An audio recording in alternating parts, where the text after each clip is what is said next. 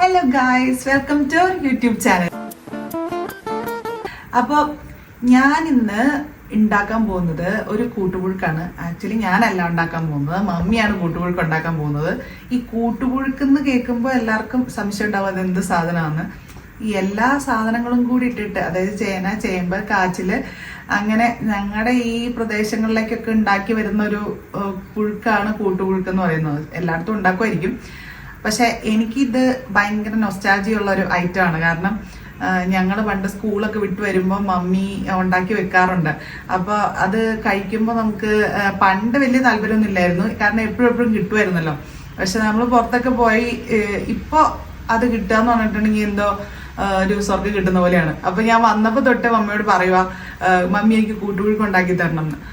ഇപ്പം എന്തായാലും മമ്മി ഇന്ന് ഉള്ള സാധനങ്ങളൊക്കെ വെച്ച് കൂട്ടുപുഴുക്ക് ഉണ്ടാക്കി തരാമെന്ന് പറഞ്ഞിട്ടുണ്ട്. അപ്പോൾ ഞാൻ വിചാരിച്ചൊരു വീഡിയോ എടുത്ത് നിങ്ങളെ കൂടെ കാണിക്കാന്ന്.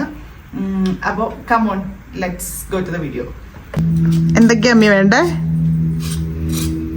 ഇതിന് ചേമ്പ്, ചേന, കാച്ചില്, പയറ്, ക്യാരറ്റ്, ബീറ്റ്റൂട്ട്, ഉരുളക്കിഴങ്ങ്, അങ്ങനെ കടല, എല്ലാ സാധനങ്ങളും ഇടും. പക്ഷെ നമുക്ക് ഒത്തിരി സാധനങ്ങളില്ല.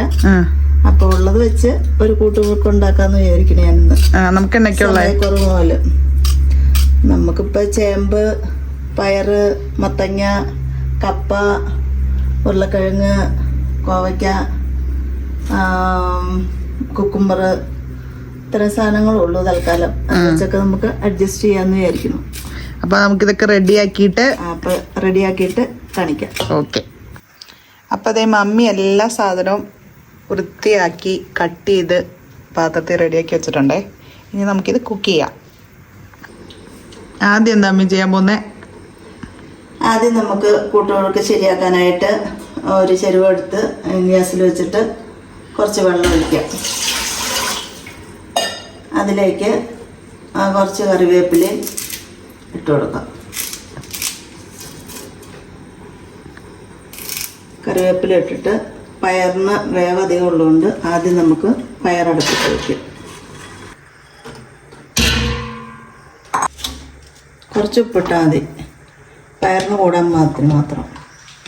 ശകലം മഞ്ഞൾപ്പൊടിയും കൂടെ ഇട്ട് കൊടുക്കാം. അപ്പോൾ പയർ വേവുന്ന സമയം കൊണ്ട് നമുക്ക് അരപ്പ് റെഡിയാക്കി എടുക്കാം. അതിനായിട്ട് കുറച്ച് തേങ്ങയും കുറച്ച് വെളുത്തുള്ളി, പെരിഞ്ജീരകം, കാന്താരിമുളക്, ഇത്രയും കൂട്ടി നമുക്ക് അരപ്പ് റെഡിയാക്കി എടുക്കാം.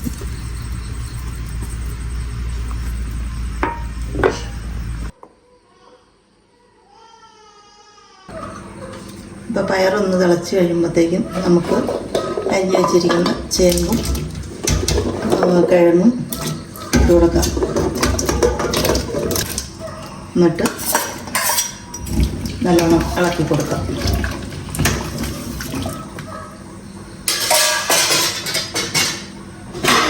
എന്നിട്ട് മൂടി വയ്ക്കാം.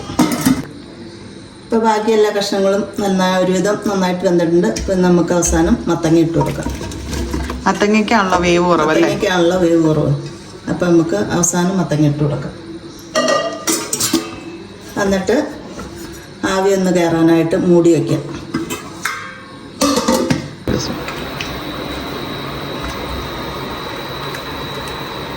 ഇളക്കുവാണോ? ഇളക്കുക. അപ്പോൾ കുറച്ച് കപ്പ നേരത്തെ പുഴുങ്ങി വെച്ച് ഇരിപ്പുണ്ടായിരുന്നു, അതും കൂടെ കൂട്ടിലേക്ക് ഞാനിപ്പോൾ ഇട്ടിട്ടുണ്ട് കേട്ടോ. വേവിച്ച് വെച്ചായിരുന്നു നേരത്തെ. അപ്പോൾ ഇനി അടുത്തായിട്ട് അരപ്പിടാൻ പോവാം.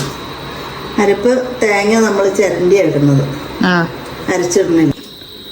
അപ്പോൾ നമ്മൾ തേങ്ങ ഇട്ടിട്ടുണ്ട്. ഇനി അരച്ച് വെച്ചേക്കുന്ന അരപ്പും കൂടെ അതിൻ്റെ അകത്തേക്ക് ചേർത്ത് വയ്ക്കാം. എന്നിട്ട് നന്നായിട്ട് ഇളക്കണം. നന്നായിട്ട് ഇളക്കണ്ട, അതൊക്കെ ഒന്ന് അതിൻ്റെ അകത്തേക്ക് ആക്കി വെച്ചാൽ മതി. എന്നിട്ട് മൂടി വെച്ച് ആവി കയറുമ്പോൾ നമുക്ക് ഇളക്കി വാങ്ങാൻ. ശരി. അപ്പം നമുക്ക് ഇച്ചിരി പുഴുക്ക് റെഡി ആയിട്ടുണ്ട്. നമുക്ക് ഇച്ചിരി കടുകും കൂടെ പൊട്ടിച്ച് കഴിക്കാം. ഒന്ന് കഴിച്ച് നോക്കി എങ്ങനെ ഉണ്ടെന്ന്, എന്നിട്ട് അഭിപ്രായം പറയാം. നോക്കട്ടെ.